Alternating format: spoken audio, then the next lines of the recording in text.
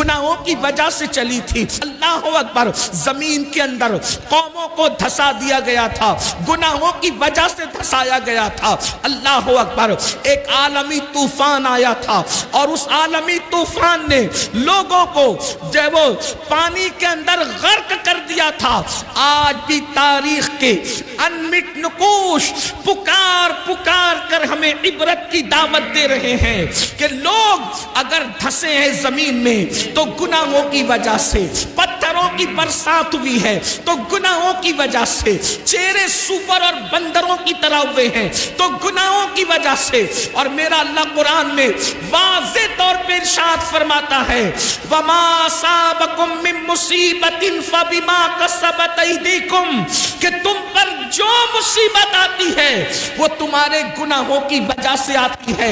میرے پیارے آقا صلی اللہ علیہ وسلم کے پیارے دیوانوں، ہم یہ تصور کرتے ہیں، ہم یہ سوچتے ہیں مولانا گناہ کریں گے تو اس کی سزا قبر میں ملے گی، گناہ کریں گے تو اس کی سزا میدان محشر میں ملے گی۔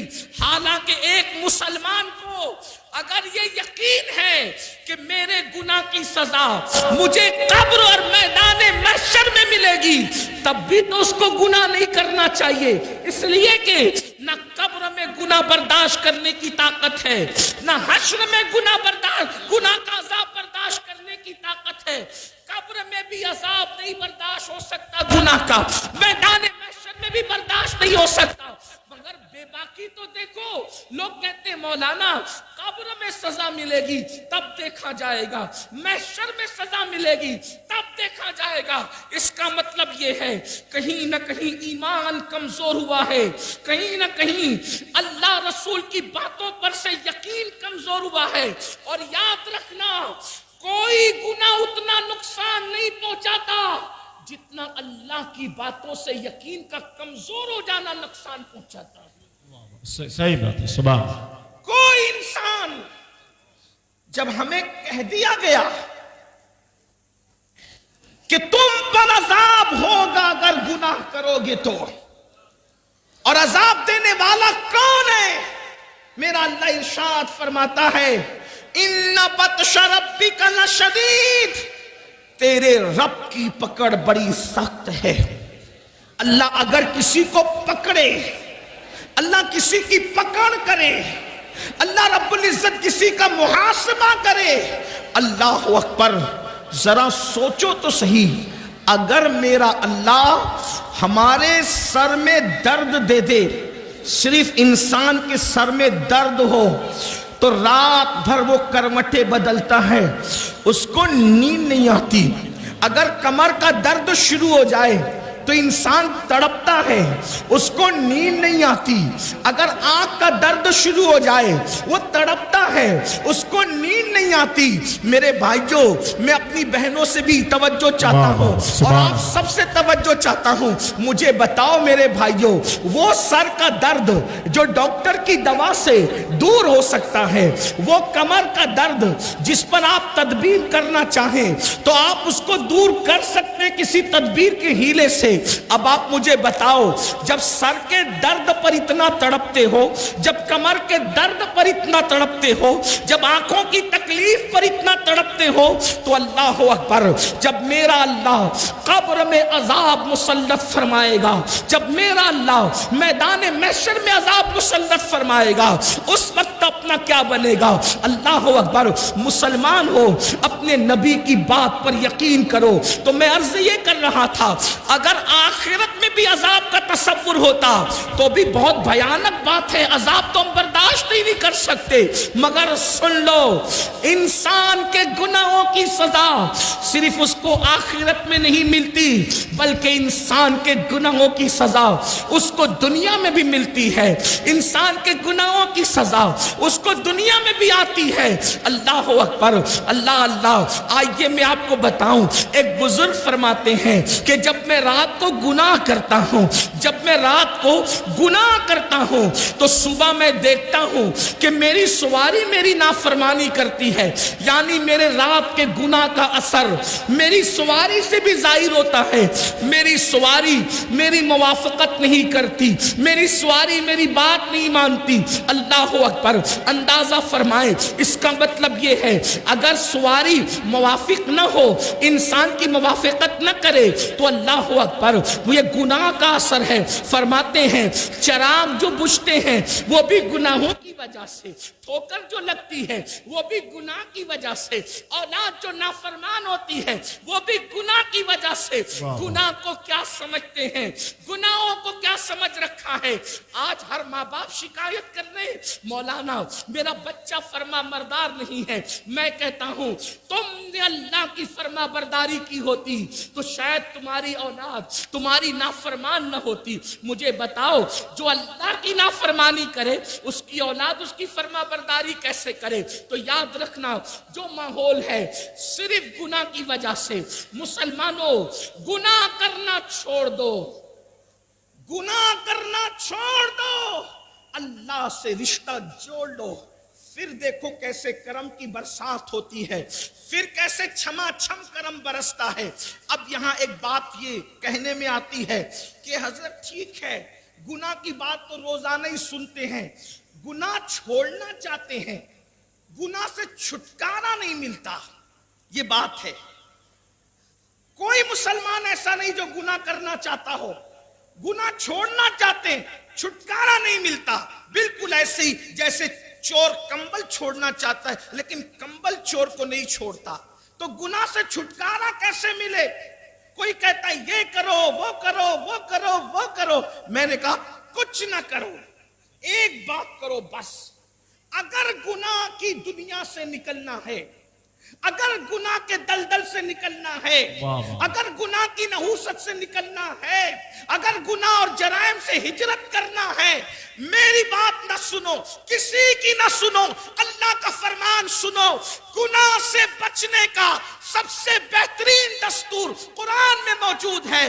اگر گناہ سے نکلنا ہے تو میرا اللہ فرماتا ہے نماز پڑھنا شروع کر دے، تو خود گناہوں سے نکلتا چلا جائے گا، کیونکہ نماز میں اتنی طاقت ہے، نماز میں اتنا پاور ہے۔ اللہ ارشاد فرماتا ہے ان الصلاۃ تنہا عن الفحشاء والمنکر، بے شک نماز ہر برائی سے اور بے حیائی سے روک لیتی ہے۔ پتہ چلا نماز پڑھو گے، سجدہ کرو گے، خود بخود دل میں گناہ سے نفرت پیدا ہوگی، برائیوں سے نفرت پیدا ہوگی، جرائم سے نفرت پیدا ہوگی۔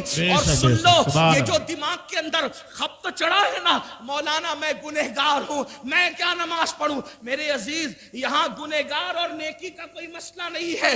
میرے نبی نے تو انسان کو اللہ سے جوڑنے کے لیے کتنا خوبصورت قانون عطا کیا، کتنا حسین قانون عطا کیا۔ ایک بات آپ کو بتاؤں، حدیث میں جو ہے، حدیث میں جو ہے اس پر ہمارا ایمان ہے، حدیث میں جو اس پر ہمارا یقین ہے۔ اللہ کے رسول نے فرمایا جس وقت بندہ سجدے میں چلا جاتا ہے، اللہ اور بندے کے درمیان جتنے پردے ہوتے ہیں اللہ سارے پردوں کو اٹھا دیتا ہے۔ اس میں عالم غیر عالم کا کوئی فرق نہیں، اس میں نیک اور بد کا کوئی فرق نہیں، اس میں اپنے اللہ اکبر خطے قبیلے اور علاقے کا کوئی فرق نہیں۔ جو خلوص سے دل سے سجدہ کرے گا اللہ کے قریب ہو جائے گا، اللہ اور بندے کے درمیان کے سارے حجابات اٹھ جائیں گے۔ اب آپ مجھے بتائیں جو ایک سجدہ اللہ کے قریب کر دیتا ہے، یا یوں کہہ لے جس سجدے سے اللہ ملتا ہے، دنیا کی کون سی نعمت اس سجدے سے نہیں مل سکتی؟ سبحان اللہ سبحان اللہ۔ کیوں سجدوں کے قریب نہیں آتے؟ سجدوں کے قریب کیوں نہیں آتے؟ آؤ، لوگ کہتے ہیں ٹائم نہیں ہے۔ نہیں، بہت بڑی نادانی کر رہے ہو۔ کس نے کہا ٹائم نہیں ہے؟ اور نماز کو زیادہ ٹائم بھی نہیں لگتا۔ آؤ نا اپنے اللہ سے رشتہ جوڑے، आओ आज अपने अल्लाह से सुलह करें, थोड़ा तवज्जो से सुने, गौर करें। अल्लाह के बंदो 24 घंटे एक दिन में होते हैं, एक दिन में पूरे 24 घंटे। उन 24 घंटों में 5 नमाजें हैं, एक नमाज को सिर्फ 10 मिनट का वक्त लगता है। और मेरे जैसा आदमी अगर उजलत में जल्दी जल्दी पढ़ ले, जिसे कुछ आता ही ना हो, तो वो 8-7 मिनट में भी एक वक्त की नमाज पढ़ सकता है। अल्लाह के बंदो 7-8 मिनट या 10 मिनट किसके लिए निकालना है? अल्लाह के लिए। अल्लाह कौन? जिसने 24 घंटे हमें दिए। अल्लाह ने 24 घंटे एक दिन में हमें दिए। ये तेरे लिए बंदे, पूरी जिंदगी उसने दी, रिस्क उसने दिया, रोजी उसने दिया, जिंदगी उसने दिया, खूबसूरत आंखें उसने दी, हसीन और जमील बाल उसने दिए, लिबास उसने अता किया, ताकतवर जिस्म उसने अता किया, आसमान से पानी उसने नाजिल किया। बताओ तो सही, ये प्यार करने वाले माँ बाप उसने अता किए। मुसलमानों थोड़ी देर जरा सोचो, अगर दुनिया में इंसाफ मौजूद है, अगर दुनिया में वफा मौजूद है, आपसे पूछता हूं, एक गिलास पानी अगर कोई हमें पिला दे, हम थैंक यू कहकर उसका शुक्रिया अदा करते हैं। रूह अफ़ज़ा का एक गिलास शरबत अगर कोई हमें पेश कर दे, हम उसका शुक्रिया अदा करते हैं। कोई नौकरी 5-10 हजार की दिला दे, उसका शुक्रिया अदा करते हैं। मुसलमानों, मैं कोई तकरीर नहीं कर रहा हूं, लेकिन आपसे सिर्फ तवज्जो चाहता हूं, दिल का दर्द है। अरे नादान इंसान, अगर दुनिया में वफा मौजूद है, आवाज दो वफा को। एक गिलास पानी पिलाने वाले का शुक्रिया, एक गिलास शरबत पिलाने वाले का शुक्रिया, जिसने तुम्हारा रिश्ता किसी के घर में जुड़वा दिया उसका शुक्रिया, जिसने 5-10 हजार की नौकरी लगा दी उसका शुक्रिया। और वो अल्लाह, सुभान अल्लाह, बेशक, जिंदाबाद जिंदाबाद। वो अल्लाह जिसने पानी पैदा किया, वाह, आसमान से पानी उतारा। अगर अल्लाह पानी ना उतारता तो क्या किसी का बाप तुम्हें गिलास भर के पानी दे सकता था? नहीं। और फिर सुनो, जिसके दिल में गिलास भर कर पानी देने की तौफीक हुई, वो तौफीक किसने डाली? अगर अल्लाह वो तौफीक न डालता, सुभान, वाह, तो वो पानी देने की बजाय तुम्हारे हाथ से पानी छीन लेता। जी। आज मुसलमान ये कह रहा है हम फिलिस्तीन में काटे जा रहे हैं और यूपी में सताए जा रहे हैं और अफगानिस्तान में ये कि। मैंने कहा, जो कौम अपने अल्लाह से गद्दारी करे, जी, मेरे जुमले तल्ख हो तो माफ करना, जो कौम अपने अल्लाह से, भाई वफा भी कोई चीज होती है, बेशक। जुमलों को तल्ख समझ करके नाराज मत होना। कुत्ते से तो वफा सीखनी होती, कुत्ते से। कुत्ता तुम्हारे माशरे में गाली समझा जाता है। कुत्ते को उसका मालिक सिर्फ एक रोटी देता है, एक रोटी। कुत्ते को उसका मालिक एक रोटी देता है, वो रात भर इसलिए जगता है कि मैं मेरे मालिक के घर की रखवाली करूं। कुत्ता है ना, कुत्ता, स्टेज पे कुत्ता बोलो तो भी लोगों के कान पर गिरा गुजरता है, अच्छा नहीं लगता, लेकिन क्या करें, मजबूर है। दिल का दर्द देखो, तकरीर के लिए कुछ उसूल होते हैं, दिल के दर्द को बयान करने के लिए कोई उसूल नहीं, ये तो बस निकलता ही रहता है। और मैं कोई खतीब मुकर्रिर नहीं कि मैं सजा कर कोई तकरीर करूं, लेकिन एक बात कहता हूं, मेरी कौम के जवानों, बताओ, कुत्ते को रोटी उसका मालिक देता है, कोई ये वफा करता है कि रात भर, एक बात याद, अगर उसकी बिरादरी के कुत्ते 4-6 मिलकर आ जाएं, उठ के उनके साथ नहीं जाता, रात भर जगकर बैठा रहता है पहरा देने के लिए। हद है, हैरत है। कुत्ता एक जानवर है, हकीर जानवर, जलील जानवर, एक रोटी पे इतनी वफा की अपने मालिक से। हमें तो सब अल्लाह ने दिया है, बेशक, सुभान अल्लाह। कोई एक चीज मुझे बताओ जो अल्लाह ने न दी हो, अहले मिंबर से लेके जमीन पे बैठे हुए तक, मुझे एक चीज बताओ जो अल्लाह ने ना दी हो। कौन सी चीजें बताओ? हमारे पैर की चप्पल से लेकर सर की टोपी तक वास्ता कोई बना کیا اللہ نے. بے شک سبحان اللہ سبحان اللہ. بہت اچھا. زندہ باد زندہ باد. کھانا کھانے سے لے کے ہضم کرنے تک کس کی قدرت ہے؟ سوچو، غور کرو. اگر اللہ اس منہ کے اندر کوئی مرض، اللہ نہ کرے اللہ کسی میرے نبی کے امتی کو وہ دن دکھائے، منہ میں کوئی مرض پیدا ہو جائے، ارب پتی خرب پتی ہو کر بھی ایک لقمہ چبانے کی اوقات ہے؟ نہیں. جو لقمہ چبا رہے ہو کس کی طاقت ہے؟ میرے اللہ کی طاقت. اگر اللہ تمہیں اندھا کر دے، اللہ نہ کرے میرے حضور کے کوئی امتی اندھا ہو، اللہ نہ کرے آپ کو اللہ کبھی وہ دن دکھائے، لیکن میں صرف بات کرنے کے، اگر کوئی اندھا ہو جائے، بتاؤ زندگی کیا ہوگی؟ اتنی بڑی بلڈنگ ہے، لمبی لمبی کاریں ہیں، قیمتی کپڑے ہیں، ہو گیا اندھا، کیا انجام ہوگا بتاؤ؟ یہ جو آنکھوں سے دیکھ رہے ہو کس کی دی ہوئی قوت ہے؟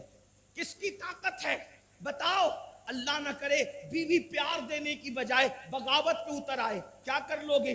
یہ جو بیوی کو اللہ نے وفادار، کس نے؟ اللہ نے بنایا نا وفادار. بیوی کے دل میں پیار کس نے پیدا کیا؟ اللہ نے.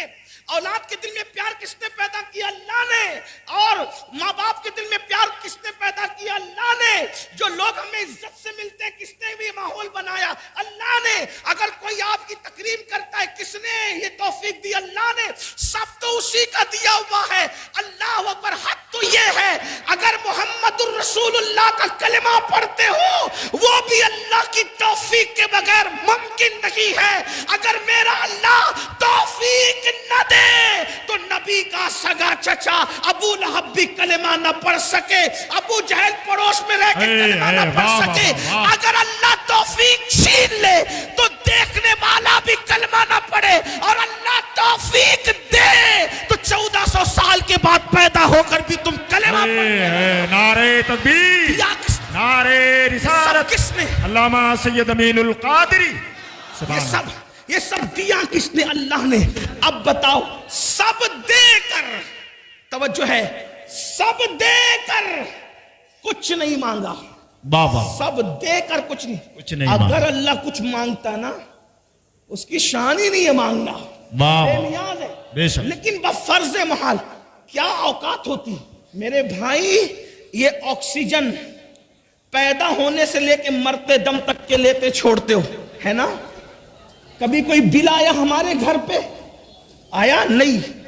ڈاکٹر نے 8 گھنٹے کی آکسیجن دے دی، اتنا لمبا بل بھیجا، بہت اچھی بات کہ ہم سوچنے لگے یا اللہ یہ کیا ہے.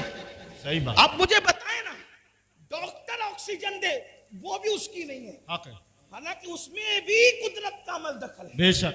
کوئی چیز ایسی ہے ہی نہیں جس میں قدرت کا عمل دخل نہیں. بے شک بے شک.